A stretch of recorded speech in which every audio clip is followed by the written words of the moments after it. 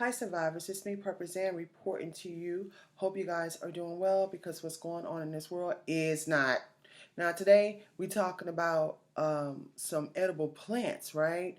I know you guys hear me talk about, prepare yourselves to be able to survive in the wild because I really feel like times are approaching where we're gonna have to try to figure some things out, and it's you know not be so accustomed to the way that we have been living, really, compared to where we're going. We were living like kings and queens over here in this country, but now we might have to go, and especially with all these threats of in this W-A-R, they keep saying this gonna happen, that's gonna happen, which I feel like a lot of bad things are going to happen, y'all. Don't get me wrong on that. You better put the seatbelt on and prepare for it. But I want to talk about some plants in the wild that are edible. And if you ever have to find yourself in that situation, or when we have to find ourselves in that situation, we'll kind of be prepared for it, and you'll kind of have an idea and have some knowledge of what plants you can eat, what plants you can't eat. And so I want to start talking more about, how to survive in the wild. I think it's very, very, very important.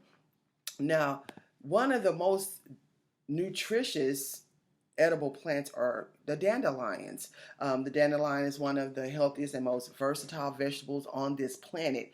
And it's crazy because they don't sell them in the market, or we don't hear anything about it, or even knowledgeable enough to know that the dandelion is edible. And the entire plant is edible. And the leaves are like vitamin pills containing generous amounts of vitamin A, vitamin C, and K, and far more than those garden tomatoes. And in fact, along with calcium, iron, and potassium.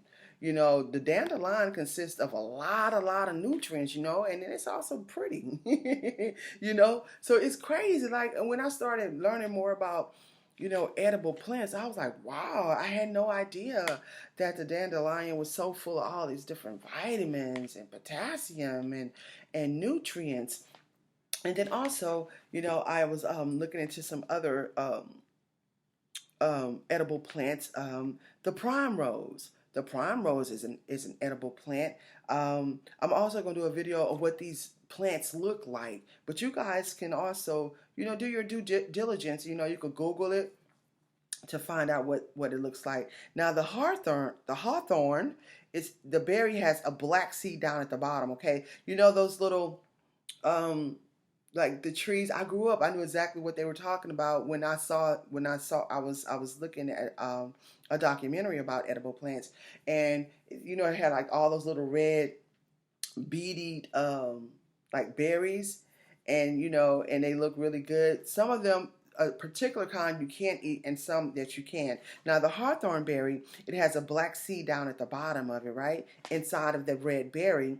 And of the middle of the seed, you can eat the red berries, but you don't want to eat the seeds inside of the berries. You can also eat the leaves, so that's very important. With the hawthorn, the berry has a black seed down at the bottom of the middle of the berry, right? So you see the red berry, and if you look down at the bottom, there will be a seed. That's a hawthorn. You don't eat that.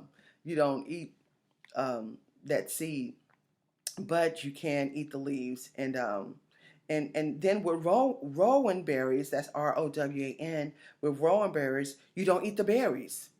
So you guys have to do your due diligence, and I'm gonna make a video about it, and I'm probably gonna put it up on my Patreon, because I do have the on my Patreon. So y'all follow me over there on Patreon, because I have survivalism classes every single week.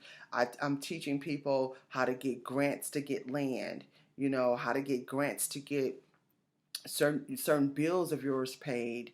I know a lot of people was asking me, and I hate to tell my business, but I have to tell it, but was asking me how's I affording all that heavy rent in New York. Because y'all know, whoever know me, y'all know I ain't gonna pay that.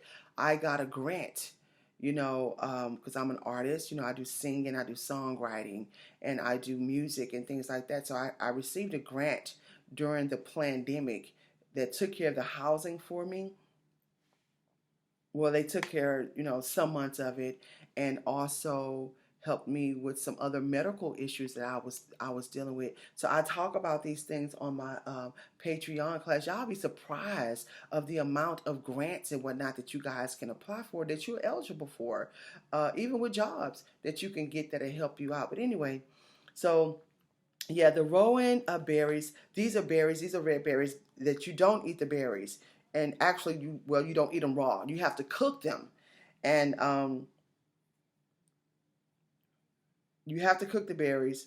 And actually, rowan berries, they don't have seeds or stones, but you do have to cook them. Then you have garlic mustard, found on the banks of rivers. And I also learned with certain edible plants and wild edible plants in certain regions, there are different plants. I forgot who was that. One of you guys was telling me that on the side of some highway for miles and miles and miles, they have like all these wild onions, like on the side of the road, and people have no idea they're wild onions. That's in a certain area of this country. But I know in Texas, I grew up to wild onions just all in our front yard. So, like in certain areas where you are, you need to find out what plant is more popular. They don't teach us these things, y'all. We have to learn ourselves, and you need to be learning it now, like seriously. But anyway, so also, like I said, in the hawthorn, that berry, it has a black seed down at the bottom of the middle of the seed. You can eat the red berries. You don't eat the seeds in the berries, and you can eat the leaves. The rowan berries, you don't eat the berries raw. You have to cook the berries. They don't have seeds or stones. And then garlic mustard, found on the banks of rivers and ponds. That's also edible. The daisies, I never knew that you could eat a daisy, but you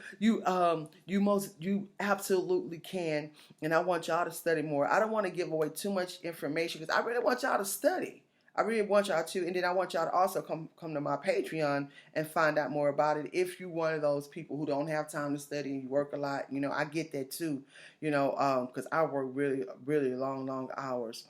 But these things are important for us now, these days and times that we're living in, to learn about wild plants and what plants you can eat and what can't, and you can't. The primrose, you can eat it. The thistle, the root of the thistle is edible. The firewood, the young firewood, the red clover plant is high in protein, and this is really, really important. This is really important for you guys to know. How do you know if a plant is edible or not? This is very important, so pay attention to this. If the plant tastes bitter or soapy, immediately spit it out. If you are in the wild, you're looking for food, or or if you're just looking for food nowadays, you know what I'm saying? Because the price of food has gotten so high, you want to, find plants, edible plants to eat. If you're not sure if it's edible or not, if the plant tastes bitter or soapy, immediately spit it out and wash out your mouth. This is very important. If there's no reaction in your mouth, you can swallow, and you can swallow the bite, and you can wait for like 8 hours. And if there's no ill effect, you can assume that part of the plant is edible. But you don't want to like take chances like that. You want to pretty much already know what plants are edible, what plants are not. There's no way I would want to take a plant. I would want to play and not know if this plant is edible or not, or if it's safe to eat, y'all, because some of them plants can kill you now. I'm seriously, like, that's why we're going to do this class, and I'm going to do follow-ups on my Patreon. So y'all please follow me on Patreon. The link will be in the description. I'm going to do more stuff like this because I think these times are calling for it. It really, really, truly is, and I'll have the links also to my website.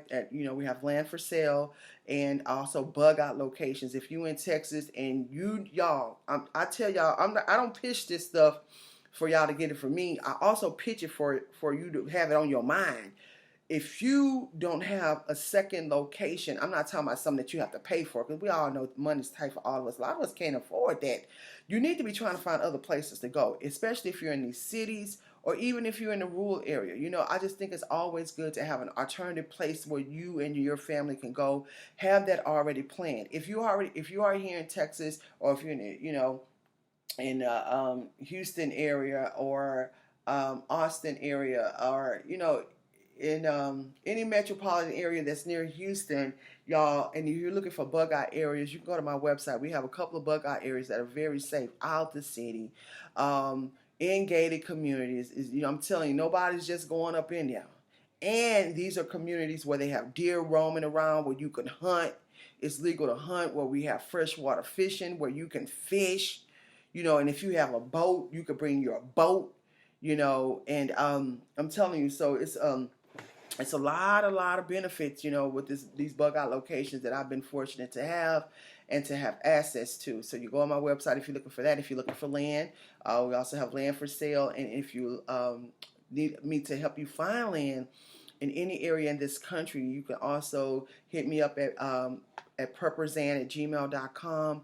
That would my email, and that will also be in the description. If you guys want to support the channel, that would also be in the description. I would really appreciate that. And I'm on Cash App, and I have it in the links in the description. Now, you guys watch this world. You watch the weather. Smell your water. Please smell your water, y'all. The water is still very contaminated, allegedly, in a lot of places. And boil your water before you use it, and keep surviving.